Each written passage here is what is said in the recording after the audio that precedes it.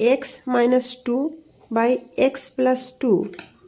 plus 6 into x minus 2 by x minus 6 equal to 1 আর এখানে একটা শর্ত দেয়া আছে x not equal to minus 2 R 6 x এর মান -2 এর সমান না আবার 6 এর সমান নয়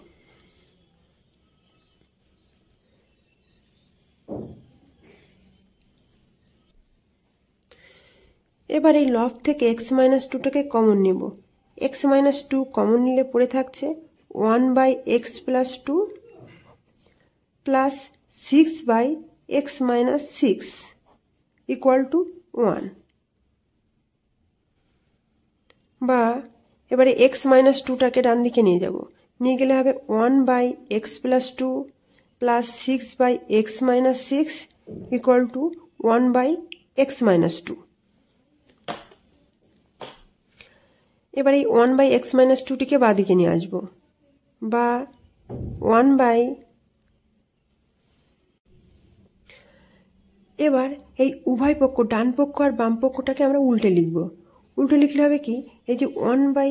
x minus 2 টাকে বাঁ দিকে লিখব কি লিখব 1 by x minus 2 টিকে বাঁ দিকে লিখব আর 1 plus x plus 2 plus 6 by x minus 6 এটিকে ডান দিকে লিখলাম এবারে 1 by x plus 2 টিকে বাঁ দিকে নিয়ে আসি বা 1 by x minus 2 আর এটা বাঁ দিকে চলে আসলে -1 by x plus 2 equal to 6 by x minus 6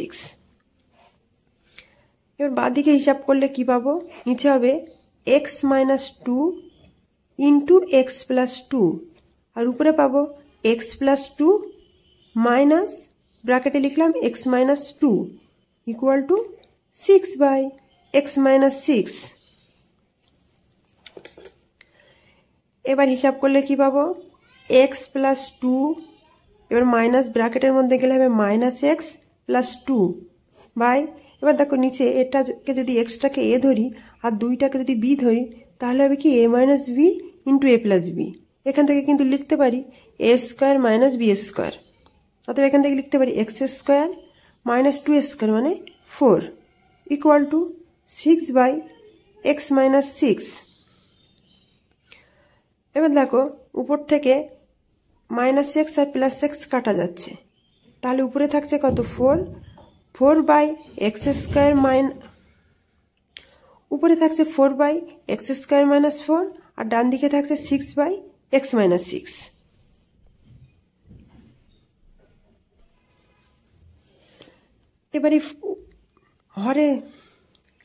এবারে দুই পক্ষের লবে যে 4 আর 6 আছে এটাকে যদি কাটাকাটি করি কাটাকাটি করলে পাবো এখানে হবে 2 দিয়ে কাটলে হবে 2 দুগুণে 4 আর 6 কে 2 দিয়ে কাটলে পাবো 3 এবার কোণাকুনি আমরা গুণ করে দেব কোণাকুনি গুণ করলে কি পাবো 3x স্কয়ার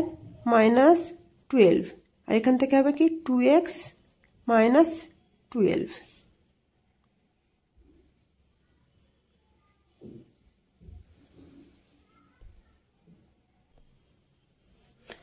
বা এখানে দেখো -12 আর -12 এবার এই ডান পক্ষটিকে বাঁ দিকে নিয়ে আসবো নিয়ে আসলে কি পাবো এবার 2x - 12 টিকে বাঁ দিকে নিয়ে আসলে হবে 3x square -12 -2x +12 equal to 0 আর এই -12 আর +12 কাটা গেল পড়ে থাকছে কি বা এবার পড়ে থাকছে 3x square -2x equal to 0 বা এখান থেকে যদি x কমন নিই x কমন নিলে পড়ে থাকবে x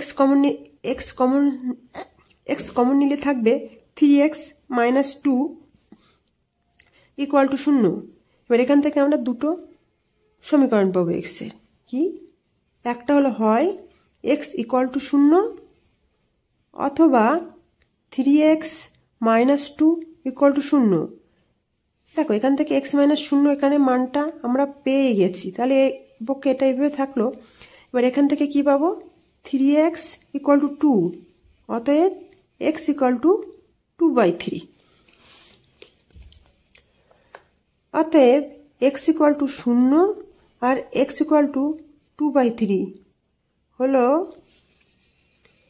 প্রদত্ত দ্বিঘাত সমীকরণটির সমাধান।